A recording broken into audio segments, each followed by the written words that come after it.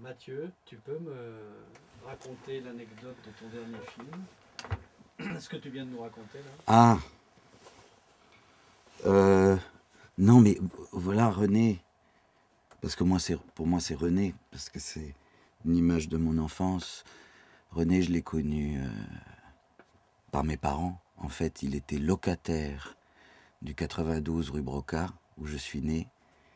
Et très vite, il n'a plus payé le loyer et ils sont devenus amis. René et mes parents sont devenus amis.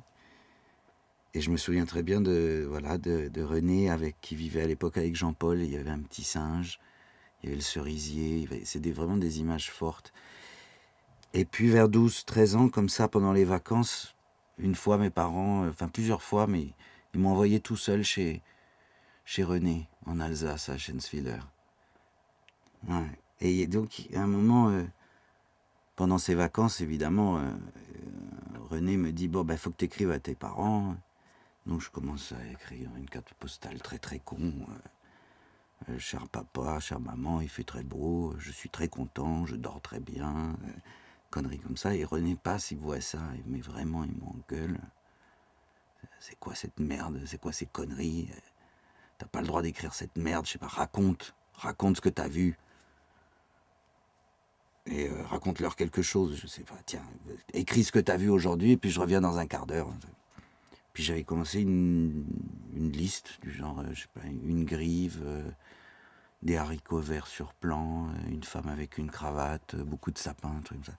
Et il revient, et puis là, tu sais comment il est, il t'embrasse très très fort. Ah, c'est très beau ça. Et oh, j'ai envie de le mettre dans mon roman, je peux le mettre dans mon roman et tout. Et puis il l'a vraiment fait, il a gardé ce petit bout. Mais ça, c'est quelque chose, c'est un souvenir qui évidemment qui m'est revenu très longtemps après.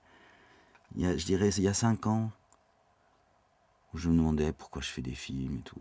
Et tchang, je me suis rendu compte que tout avait peut-être démarré là. C'est-à-dire que quelqu'un m'avait dit que j'avais le droit de regarder le monde avec mes yeux. Et que tu n'écris pas parce que papa et maman t'ont dit, tu n'écris pas ce qu'on attend de toi. Une espèce de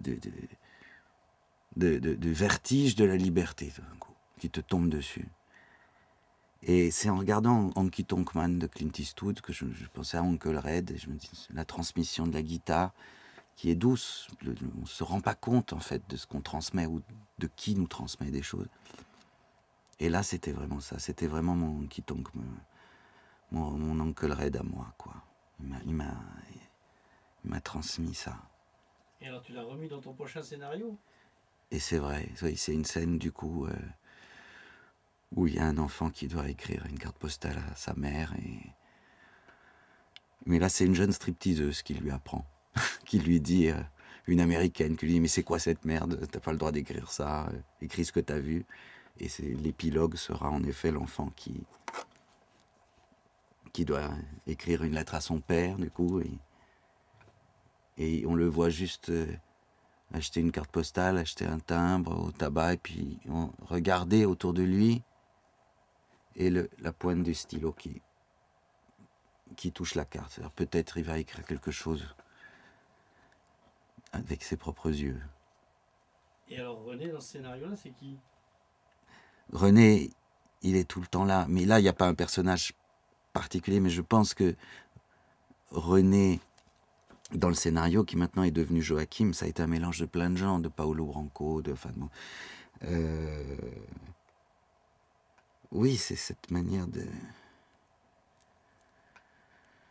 d'être, de croire que la résistance c'est encore quelque chose de possible, quoi.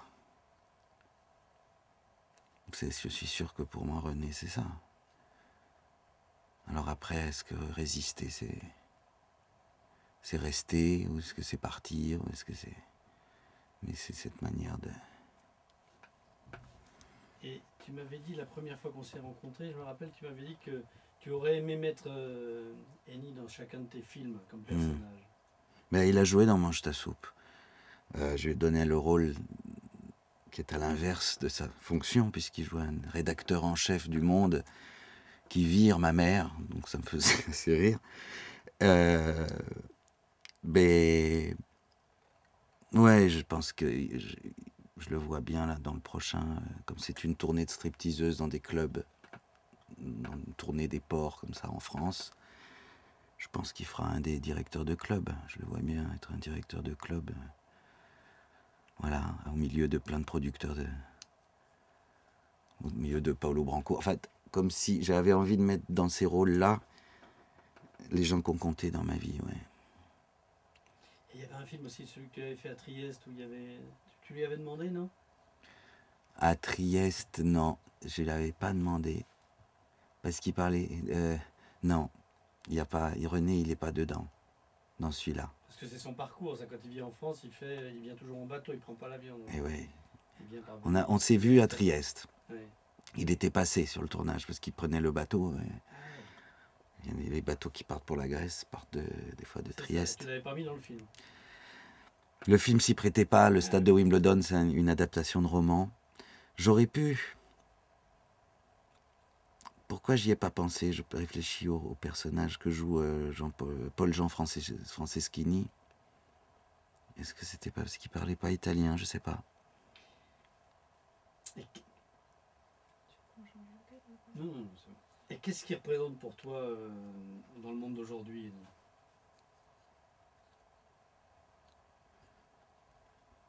Ben c'est ça, c'est cette espèce de balise de liberté, d'enthousiasme aussi, de poésie, mais droite, quoi, de provocation qui réveille, qui est nécessaire. Et puis c'est aussi beaucoup mon enfance aussi.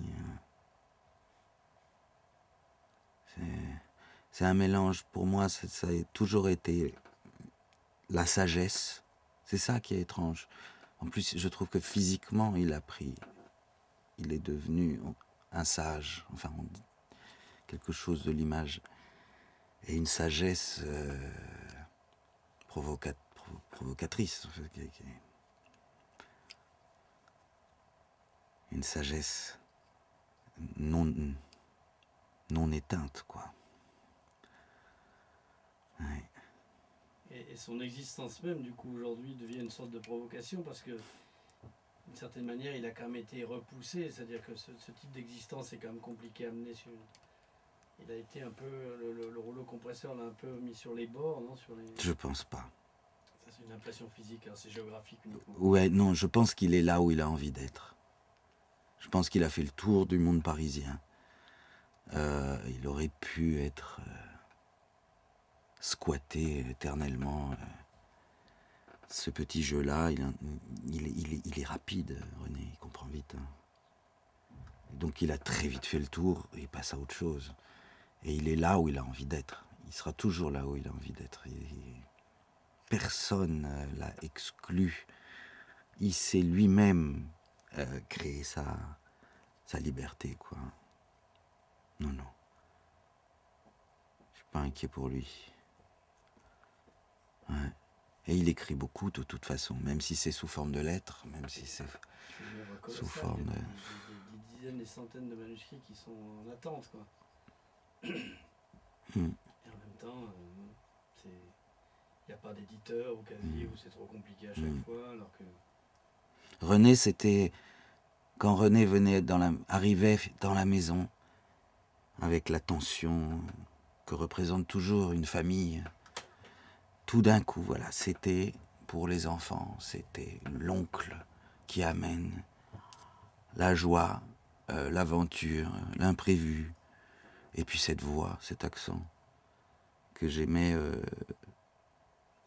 de manière charnelle, vraiment, j'aimais l'odeur de René.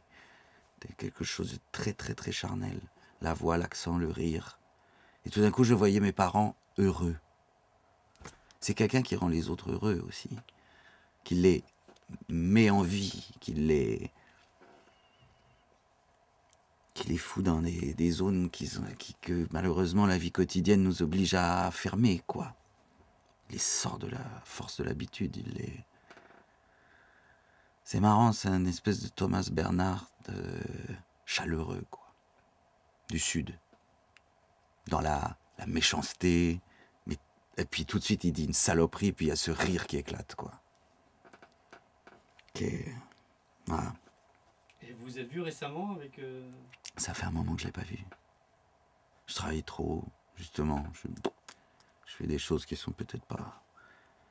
Voilà, d'être là, faire cette voix, je me dis merde, faut que j'aille le voir, faut que j'aille avec mes enfants, avec le bébé qui s'appelle Elias, le dernier, faut que j'aille le voir. Bon voyage, Mathieu. Ouais, merci.